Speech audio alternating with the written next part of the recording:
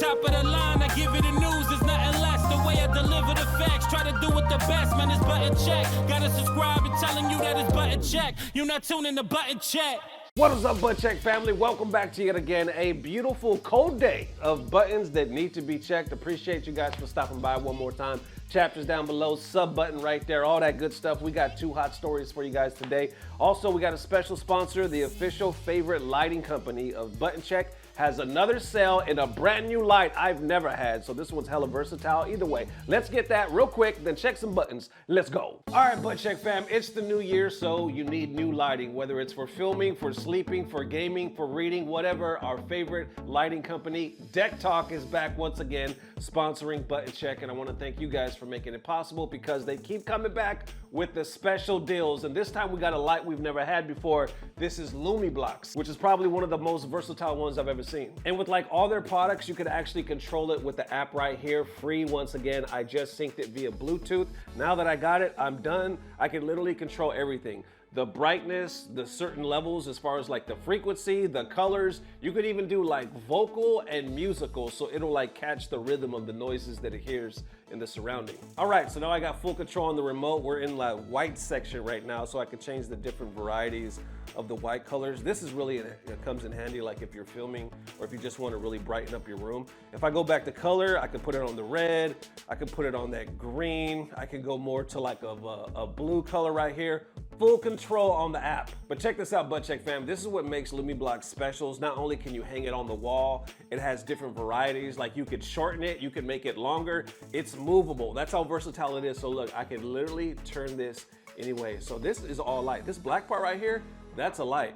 This is a light, this is a light, this is a light, so if I turn them all the same way, now you got nothing but light. So literally, look how easy it is. I'm just gonna take this off, bam, easily turns off. It's all magnetized on the bottom, so all I have to do is put it back on, and it comes right back in, just like off, on, just that easy. There it is one more time, Butt Check family. Big up to the wonderful people at Deck Talk for sponsoring this video. LumiBlocks on sale right now. This is the first time we ever had this. My son has already claimed it, so it's going in his room on sale right now. Now let's get back to checking some buttons. Let's go. All right, first up for them, GO1 and Fenritti speaking out to clear their names, buttons that need to be checked. This was interesting because you remember, I think it was like earlier last week, we were talking about competitive integrity, and certain people were pissed off because they were saying like, yo, it's not fair that some pros get to, invited by the devs, they get to play the games. Some have even been like, got to test out the game and then compete in a damn tournament like a week or two later, so they clearly had an advantage. I know some people were talking about, what was it, City of the Wolves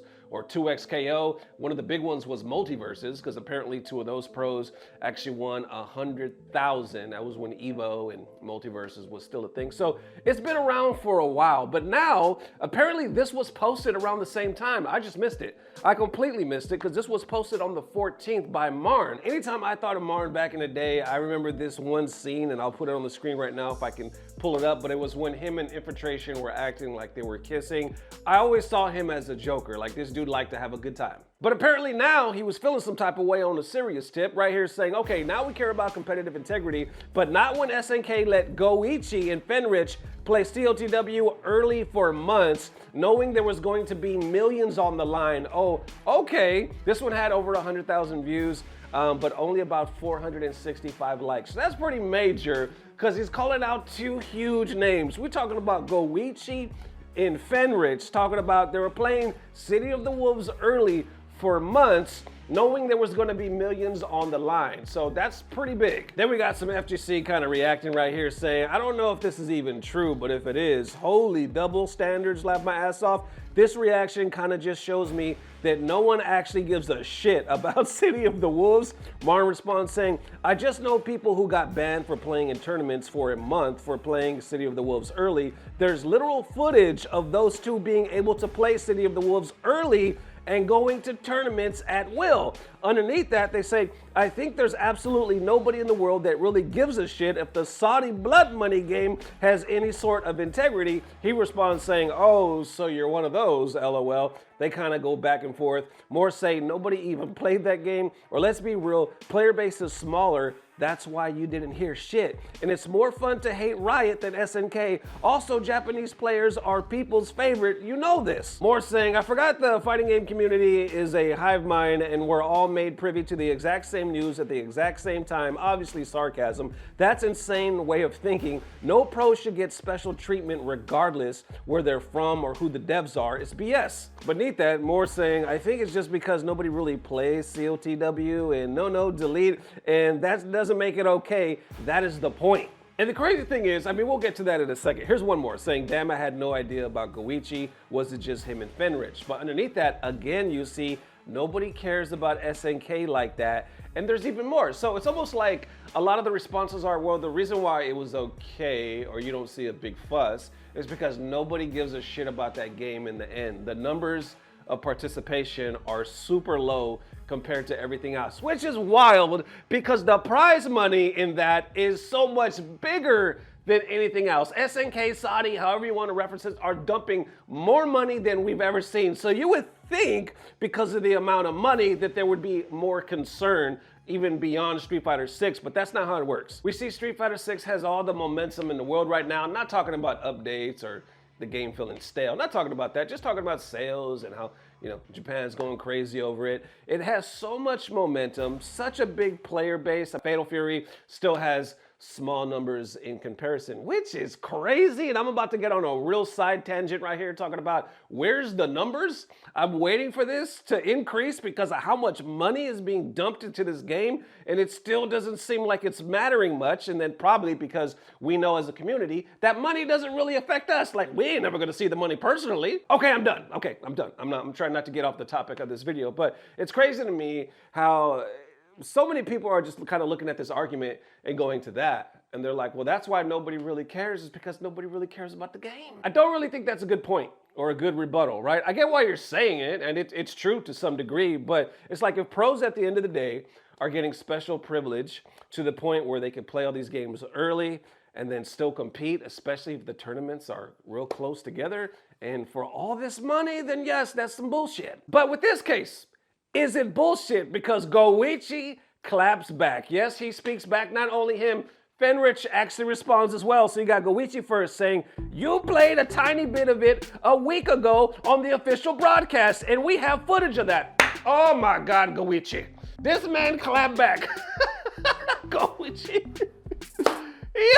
You know, GO1, he's always like happy, go lucky. You don't really see him like talk too much shit. He will, but it always looks like he's having a fun time with it, you know. I thought he might have responded with something very formal or, you know, maybe just kind of low key. No, right here he said, you played a tiny bit of it a week ago on the official broadcast and we have footage of that. So what do you mean months ago? If you have that footage, let me know. Then we got FGC responding to that saying, can't even open up GO1 in real life. They said they can't even open up this man in real life, and what a legend, crying emoji. He mad quiet under this thread. That is true, to be honest though. I was looking, I even looked on Marge's page. I didn't see any response. I was interested because I was like, okay, well, what is he really talking about? Then you see Fenritti responding as well, saying hello, and I guess there's some translation notes down below. He says, hello, we have only been able to play the open beta just like everybody else, except for one occasion when we were given the opportunity to try the game at an event. Then continuing on, could you please clarify what you mean by several months ago? We would appreciate it if you could provide more details. We take the game very seriously and would like to clearly state that we have never engaged in any unfair, inappropriate behavior. Oh, improper behavior. Thank you for your time and clarification. Beneath that, more respondents saying, forcing the GOAT or forcing my GOAT to use notes like app to defend himself, tagging Marn, you better have proof. So how y'all feeling about that, man? I still don't see a response from Marn. I don't know if it's because he, you know, recently he's been traveling or whatnot. I just thought it was very interesting that he felt the need to call out two of the biggest names in the competitive scene. You know, you're talking about Fenritti, you're talking about GO1, the GOAT. And the fact that they actually saw this and responded basically saying bullshit. Like, no, we saw you playing it, yada yada, but we played it like once. Otherwise, we played it like everybody else. Show me the tape. That's what they said, right? Show me the tape, because otherwise we're confused of what you're really talking about, and then you don't really see any response from there. You saw some FGC responding, but besides that, everybody else was like, maybe because the numbers are low and people don't really care about the game. But I did think it was cool as hell that they felt the need to speak back and to be like, no, don't drag us under the bus because we didn't do that. But with that being said, if they didn't do that, which let's be honest, it didn't look like they did that at all, there is still a problem there. We saw a bunch of content creators also speak on this. You know, there was a whole separate conversation besides this one. It's happened. Even Sajam came out saying, no, it's happened, and I saw it happen with Street Fighter 6, and it's definitely a problem. I don't know what exactly the balance is or what we can do about it, but it definitely exists. So there it is for now. How y'all feeling?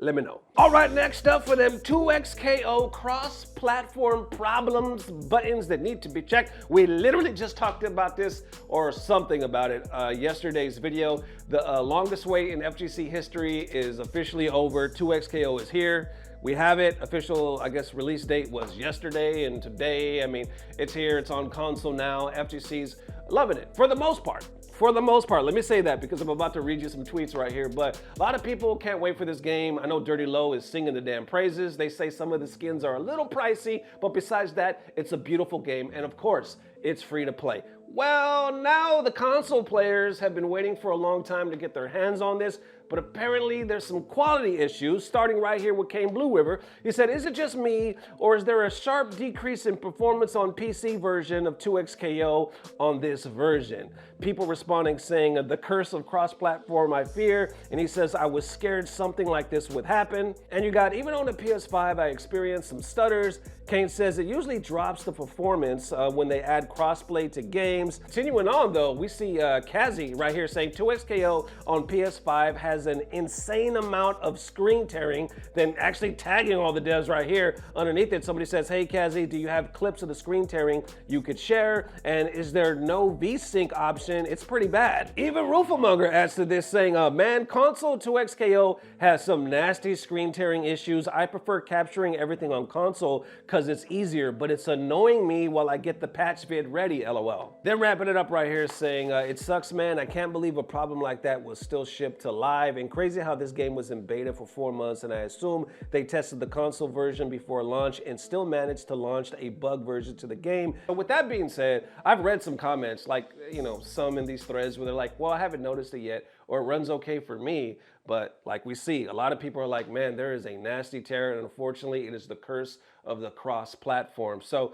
far, I don't know if it's technically the biggest issue, I know, but it's definitely something that's bugging a lot of people, especially obviously the console players right now. 2XKO though is finally here. They're gonna make in their debut, I guess on one of the Pro Tour stops, the first stop at Frosty Faustings, over $50,000. Looks fun to play. The game looks really nice. It looks really nice. And obviously, they're gonna have some growing pains. How y'all feeling? Free to play.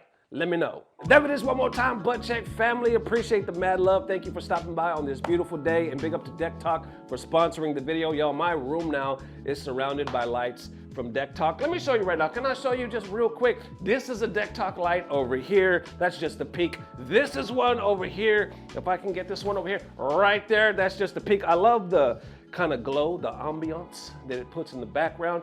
I got some more behind the camera here.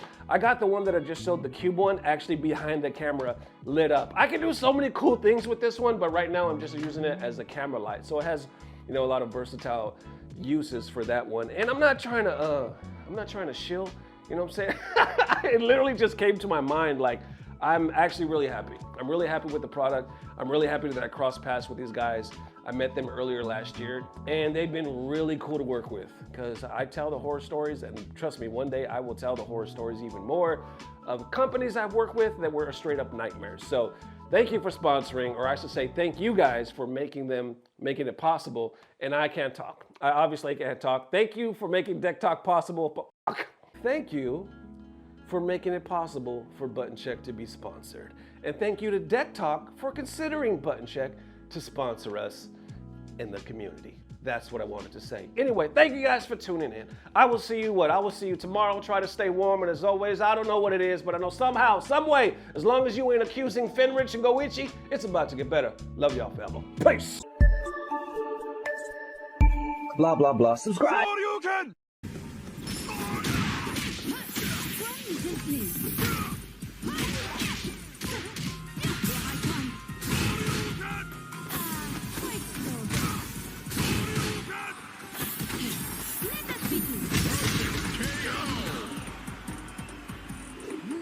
Round 2.